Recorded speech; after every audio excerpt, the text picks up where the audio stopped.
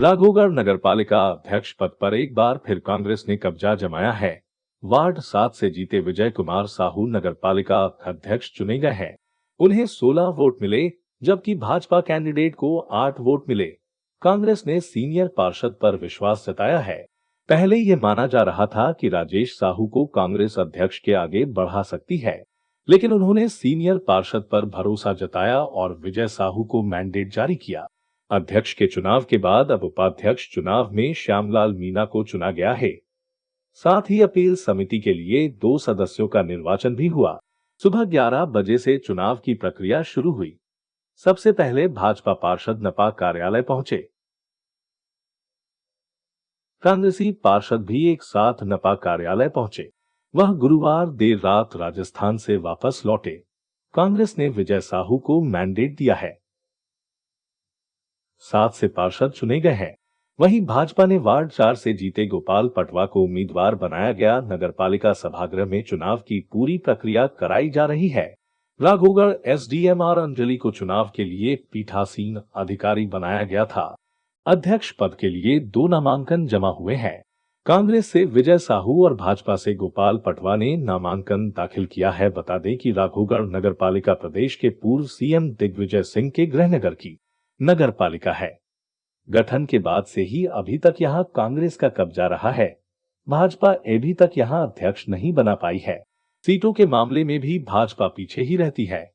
हालांकि इस बार के नगरपालिका चुनाव में मध्य प्रदेश शासन के 2 कैबिनेट मंत्री प्रद्युमन सिंह तोमर, जो कि गुना जिले के प्रभारी हैं, साथ ही मध्य प्रदेश शासन के ग्रामीण एवं पंचायत विकास मंत्री महेंद्र सिंह सिसोदिया सहित भारतीय जनता पार्टी से राजगढ़ सांसद रोडमल नागर सहित जिला अध्यक्ष एवं राघोगढ़ से भारतीय जनता पार्टी के वीरेंद्र सिंह बंटी बना, जो कि राघोगढ़ में अच्छी पकड़ रखते हैं राजनीति में, क्योंकि इनके पिता श्रीमूल सिंह, जो कि दादा भाई के नाम से जाने जाते थे, जो कांग्रेस में विधायक भी रहे। साथ ही गुना भारतीय जनता पार्टी के जिला अध्यक्ष धर्मेंद्र सिकरवार सहित पूरी भारतीय जनता पार्टी ने पूरी ताकत लगाई। परंतु पिछले बार की अपेक्षा नगर पालिका परिषद में 4 सीटों से बढ़कर 8 पर तो आई, लेकिन नगर पालिका में अपने नंबर बढ़ाने में पीछे ही रही। नगर पालिका चुनाव में काफी दमखम लगाने के बाद भी किले में सेंध नहीं लगा पाए, जबकि भारतीय जनता पार्टी के खेमे में नेताओं का कहना था कि इस बार राघोगढ़ में चमत्कार होगा, जो कि नहीं हो पाया। राधिका नगर पालिका क्षेत्र की जनता और मतदाताओं ने पूर्व मुख्यमंत्री दिग्विजय सिंह पर एवं उनके परिवार पर विश्वास जगाया और चुनाव में भी यह देखा गया कि राघोगढ़ नगर पालिका चुनाव में राघोगढ़ विधायक जयवर्धन सिंह और चाचौड़ा विधायक लक्ष्मण सिंह ही चुनाव प्रचार में कांग्रेस के कार्यकर्ताओं के साथ देखे गए थे और यह सिद्धि भी हुआ कि नगर पालिका क्षेत्र की जनता ने कांग्रेस पर विश्वास जताया, जिसके फल स्वरूप कांग्रेस की नगर परिषद बनी।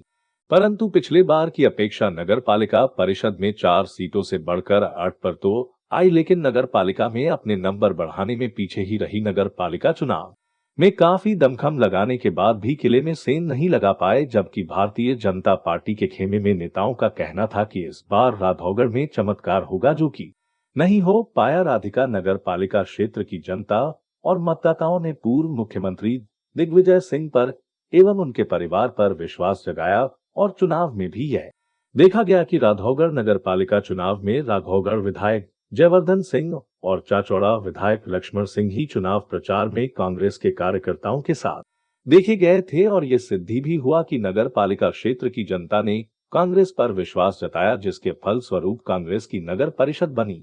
पहली बार पार्षदों की बाड़ाबंदी राघोगढ़ के इतिहास में यह पहला मौका है जब पार्षदों की बाड़ाबंदी की गई है। परिणाम घोषित होने के अगले दिन यानी 24 जनवरी की शाम को ही कांग्रेस ने अपने सभी पार्षदों को किसी सुरक्षित स्थान पर भेज दिया गया है। संभावना ये जताई जा रही है कि पार्षदों को राजस्थान भेजा गया है, क्योंकि वहां कांग्रेस की सरकार है। वहीं भाजपा के सभी पार्षद राघोगढ़ में ही मौजूद रहे।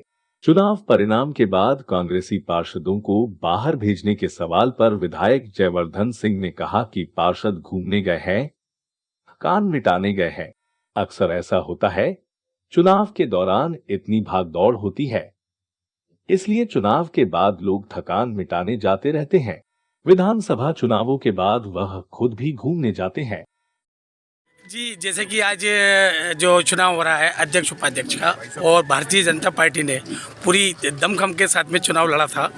और विगत दिनों जैसे कि जिला अध्यक्ष जी से जो बात हुई थी धर्मेंद्र सेकरवा जी से, उन्होंने कहा था कि यहाँ एक चमत्कार होगा, चमत्कार देखने को नहीं मिला है। क्या मामला है? देखिए, कम चमत्कार नहीं है, एक भी वोट रिजेक्ट नहीं हुआ। कांग्रेस के 16 पार्षद थे, कांग्रेस को 16 मिले।